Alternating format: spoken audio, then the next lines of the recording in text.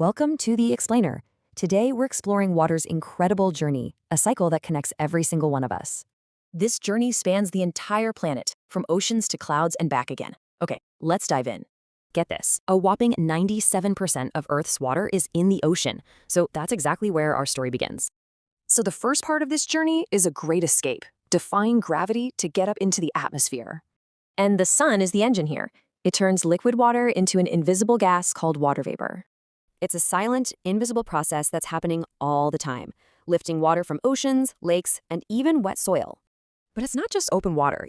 Plants are basically giant straws, pulling water right into the air. Just one big tree in the Amazon can release hundreds of liters of water vapor every single day.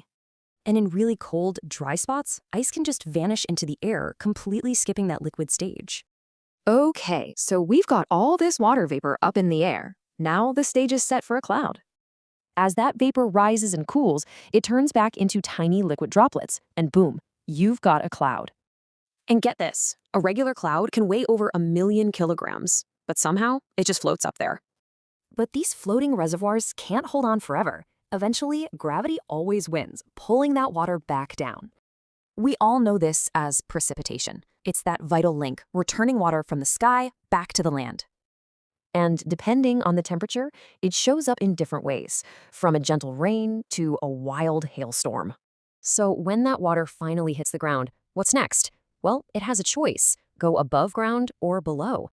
Some of it soaks right into the soil. The rest becomes runoff, just flowing right over the land. All right, let's follow the water that goes underground. This part of the trip is slow and totally hidden. After it soaks in, the water trickles even deeper, filtering through rock and sand. This can take years. This whole process recharges huge underground aquifers. These are what feed our rivers and give us drinking water. So why does all this matter? Well, this endless loop isn't just some diagram. It's what makes life here possible. It purifies water, it regulates our climate, and it delivers the fresh water that everything on land needs. Think about it. Every single drop is connected, from the ocean to the clouds to the water in your glass. Since it's all connected, that really highlights our role, right? Protecting our water is key to keeping this whole cycle healthy.